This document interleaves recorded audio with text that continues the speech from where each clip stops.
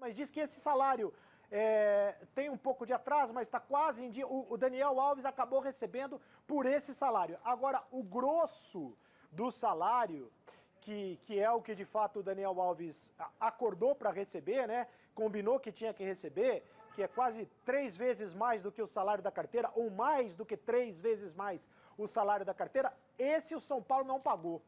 E o São Paulo não pagou porque o São Paulo imaginava que teria investidores para pagar esse salário numa ação de marketing, numa combinação de investidores, e esses investidores não apareceram.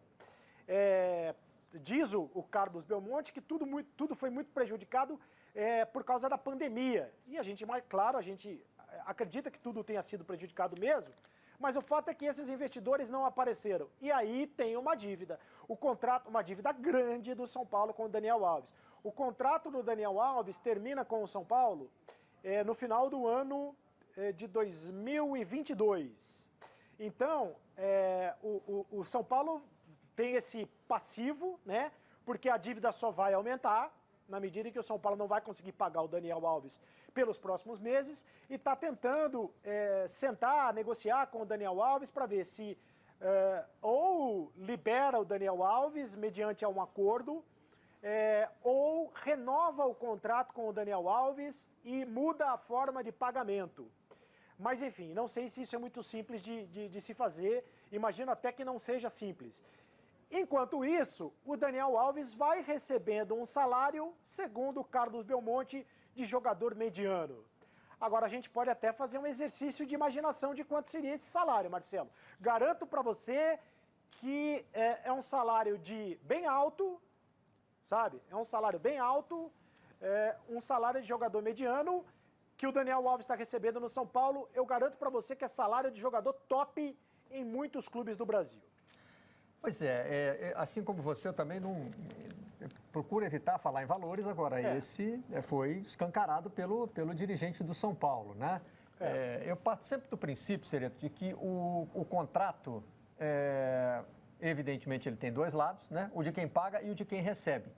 E quem tem que cuidar do que está sendo gasto é quem paga. Quem recebe, né? Não é função de quem recebe dizer assim, pô, mas aí o senhor não acha que isso aí vai onerar os cofres do clube? Acho melhor não, hein? Acho melhor o senhor me pagar um pouco menos. Não é assim que funciona, né? Quer pagar esse salário de jogador mediano aí? Eu aceito, né? Quer me pagar não sei quantos milhões? Aceito. Onde é que eu assino, né? E o Daniel Alves, evidentemente, né? Um jogador de carreira longa e super bem sucedida, ele sabe quanto é que ele vale para o mercado, né? Esses valores têm sempre um grau de aleatoriedade, né? Quanto vale o Daniel Alves? Não sabemos. A gente sabe quanto o mercado tem para oferecer, né? E o mercado está sempre competindo. Ele pode achar que ainda tem espaço num grande clube europeu, que lá poderia ganhar tanto, veio jogar para o São Paulo.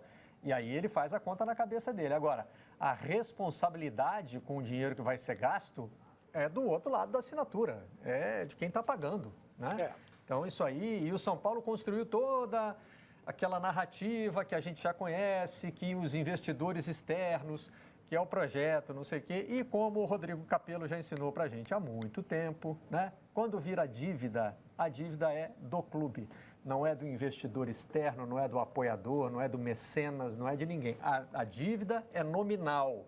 E ela está lá no São Paulo Futebol Clube, né? E outra coisa, hoje, né, Marcelo? O São Paulo deve ao Daniel Alves. Isso é o que sabemos. Fala, Sereto.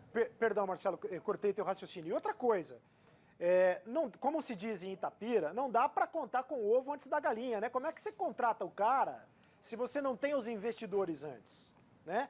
Como é que você contrata o Daniel Alves pagando um salário milionário e você não tem os investidores para pagar esse salário milionário? Porque o São Paulo contava com o ovo antes da galinha, achava que conseguiria, através dessa contratação, trazer os investidores. Não contava com a pandemia e tudo mais, mas mesmo assim, era uma contratação de risco. Evidente que seria uma contratação de risco do ponto de vista financeiro. E financeiro, porque em campo deu tudo certo, né, o Sereto? O Daniel mais ou menos. contribuiu para o São Paulo, né? contribuiu, mas assim, não deu foi... certo para o São Paulo na temporada, mas sim. que o São Paulo melhorou por ter contratado o Daniel Alves, acho que não fica dúvida nenhuma, né? Melhorou, embora sempre se cobre do Daniel Alves algo a mais. Não sei se algo a mais do que ele pode apresentar, porque o Daniel Alves não quis jogar no São Paulo na lateral direita, né? Muito se questiona, na lateral direita é que ele é o jogador da seleção, não é ali no meio de campo como camisa 10 que ele é o jogador de seleção, mas isso é uma outra questão. E é bom deixar muito claro também, Marcelo, que essa história do salário de jogador mediano é o salário na carteira, e mesmo assim não é o jogador mediano, né? Porque eu repito aqui, posso garantir para você que o salário na carteira é salário de jogador top. Agora, o que foi combinado para pagar no todo, que são os direitos de imagem, dinheiro que entraria através dos investidores, mais o dinheiro na carteira, aí seria a composição de um salário de jogador que jogou no Barcelona, que jogou na Juventus, que jogou entre outras equipes do futebol mundial, que jogou no Paris Saint-Germain, um salário milionário e que o São Paulo não conseguiu pagar até agora.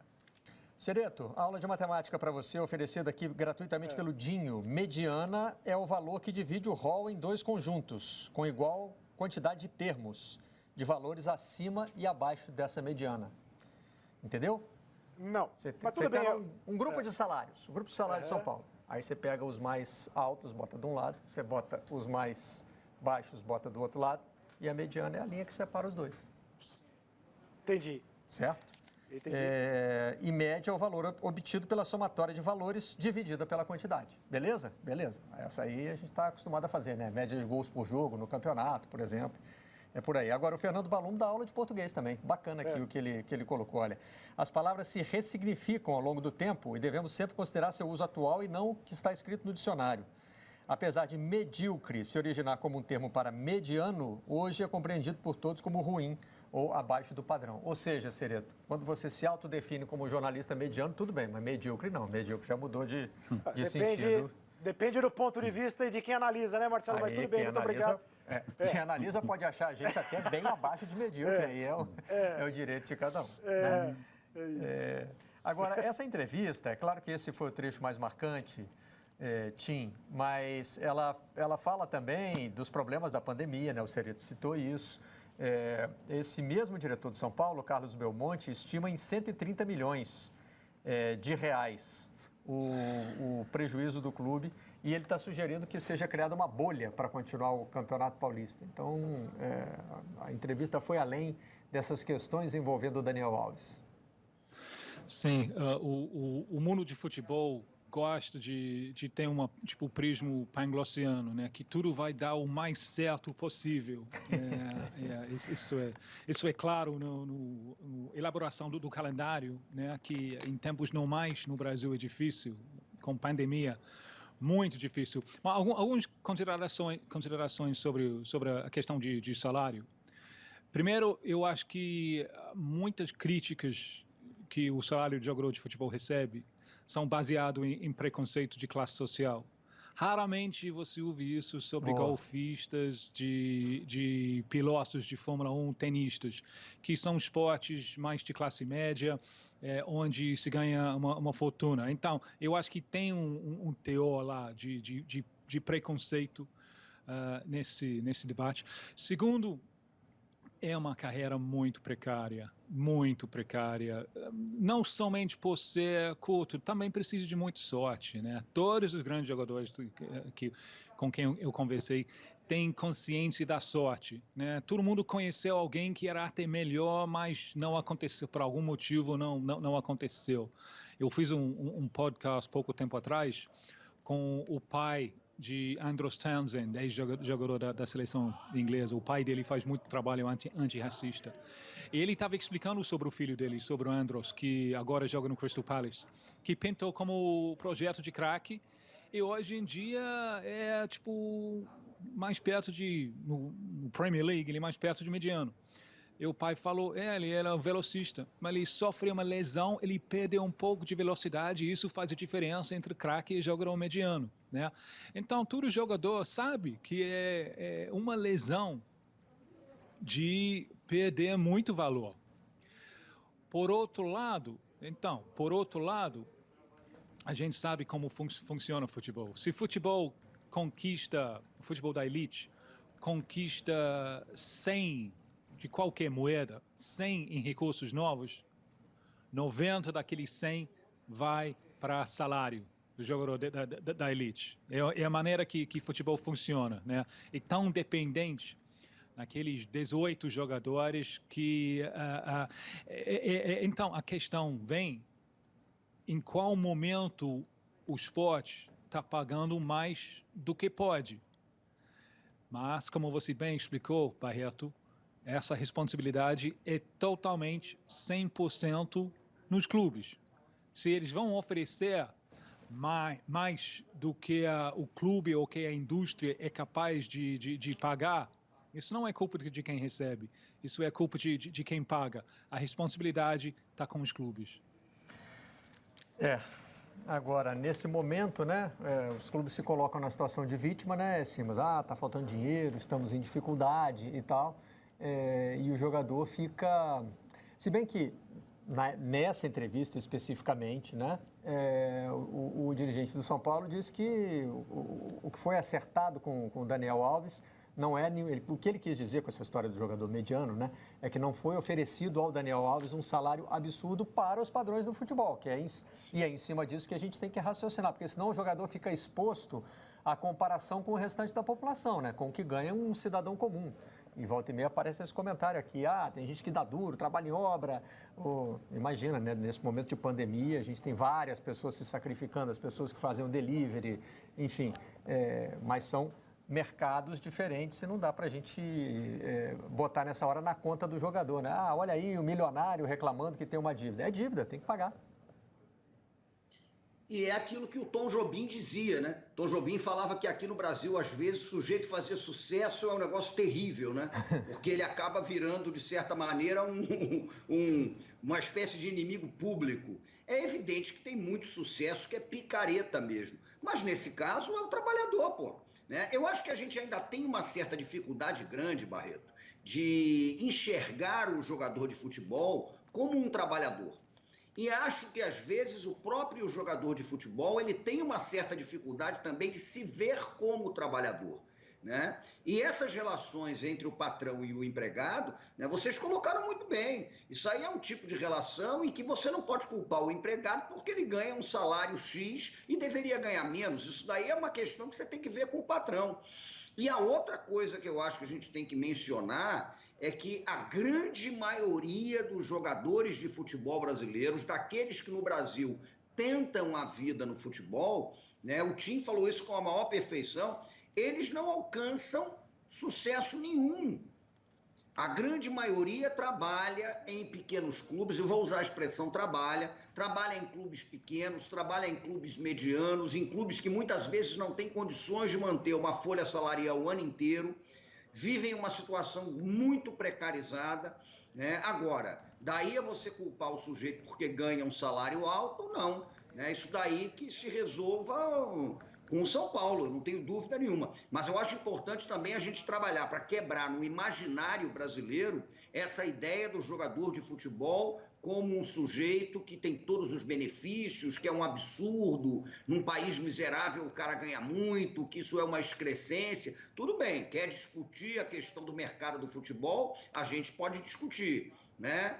Quer discutir como é que, em larga medida, o mercado do futebol envolve práticas que, vamos e venhamos, se a gente meter a mão nessa cumbuca, elas são muito complicadas. Você tem inúmeras denúncias, muitos trabalhos que mostraram como rola lavagem de dinheiro, tudo que você pode imaginar. Né? Mas a gente tem que entender que é o trabalhador. O jogador de futebol é um trabalhador. A jogadora de futebol, a mulher que joga futebol, é uma trabalhadora. E essas relações têm que se fundamentar em contratos de trabalho, não tem a menor dúvida. Ô Marcelo. Oi, Sereto. E olhando do ponto de vista do clube e do time de futebol, né? Porque do time de futebol, o Crespo quer contar com o Daniel Alves, né? Gostaria de contar com o Daniel Alves. Inclusive, o time tem treinado, tem jogado e tem, quando estava jogando, né? Com o Daniel Alves como titular e tem treinado com o Daniel Alves como titular. Então, e o Daniel Alves, pelo que se sabe, também quer continuar no São Paulo. Então, pode, desse ponto de vista, ok. Do ponto de vista financeiro, o Carlos Belmonte, na mesma entrevista, disse que que o São Paulo vai usar parte do dinheiro da venda do Brenner. O Brenner foi negociado recentemente com o futebol norte-americano e rendeu ao São Paulo. É claro que tem comissões de um lado, comissões do outro, tal, mas 70 milhões de reais, né? 13 milhões de dólares, 70 milhões de reais. Parte desse dinheiro vai para pagar o Daniel Alves, deve ser utilizada para pagar o Daniel Alves, porque não adianta só pagar o Daniel, e tem outros compromissos. O São Paulo está com salários atrasados de outros jogadores, ou praticamente do elenco todo. Tem o Hernanes, que está com salários atrasados, e o Hernanes também se encaixa, guardadas as devidas proporções, um pouco nesse perfil do Daniel Alves, porque tem a questão dos direitos de imagem também, do salário na carteira. Então, só que a diferença é que o Hernanes, embora seja um ídolo do São Paulo, ele não tem sido aproveitado pelo Crespo, ele não está jogando, né, no time do São Paulo. Então também não sei como é que fica essa coisa, essa questão. E o São Paulo, que pretende enxugar a folha de pagamento, porque tendo em vista, e um detalhe é importante dizer, que a contratação do Daniel Alves foi feita na gestão anterior, do Carlos Augusto de Barros e Silva, do Leco, né? Agora temos uma nova gestão, que é do Júlio César Casares. O São Paulo está tentando enxugar a folha de pagamento, só que ao mesmo tempo o São Paulo faz contratações no mercado que são questionáveis. Por exemplo, a do Éder, atacante, 34 anos, que veio do futebol da China, ex-futebol da Itália, que segundo o São Paulo veio de graça, porque foi uma oportunidade no mercado, mais ou menos, porque teve luvas, parece que mais de 1 milhão de luvas, e vai ter o salário que o São Paulo vai ter que pagar. O mesmo acontecendo com o William, veio de graça, mas ninguém vem de graça. De graça ninguém, nem o relógio trabalha de graça mais, né? O Orejuela, assim, o São Paulo teve que gastar na contratação. O Miranda também, um negócio de ocasião, é um ídolo do São Paulo, mas você acha que o Miranda vai jogar de graça no São Paulo? Então isso vai aumentando, vai engordando a folha de pagamento do São Paulo, que já é bastante complicada de se cumprir nesse momento. No mundo dos negócios se diz que não existe almoço grátis, né? Porque em algum momento a conta precisa ser paga, né? E às vezes a gente se ilude com essa coisa do jogador que veio sem gasto. Não precisou gastar para trazer o jogador, mas precisa gastar para manter, né? Precisa gastar, precisa pagar o salário dele. E aí tem que ver como é que esse contrato foi assinado também. Vamos ouvir agora o Bruno Rodrigues, que está nessa lista, né, Cereto? Isso. Está nessa lista de novas contratações do São Paulo, só que esse foi contratado antes do Crespo, que veio da Ponte Preta, veio emprestado da Ponte Preta até o final do ano.